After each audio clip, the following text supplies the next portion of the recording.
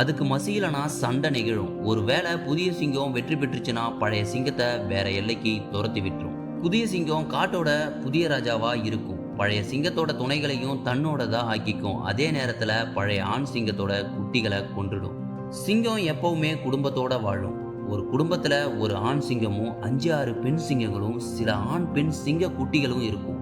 எப்பவுமே பெண் சிங்கங்க தான் அதிகம் வேட்டையாடும். பெண் சிங்கம் சிக்கல்ல மாட்டிக்கும் போது ஆண் சிங்கம் பாதுகாப்புக்கு போய் மற்ற விலங்குகளை வீழ்த்தி தன் துணையை பாதுகாக்குது.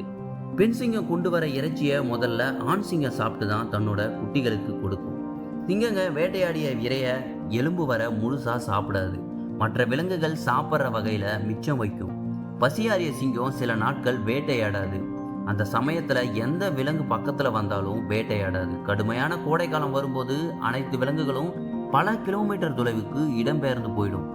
ஆனா சிங்கங்க தன்னோட எல்லையை தாண்டாது. இந்த காலகட்டத்தில் உணவு கிடைக்காம சில சிங்க குட்டிகள் இறந்து போகும்.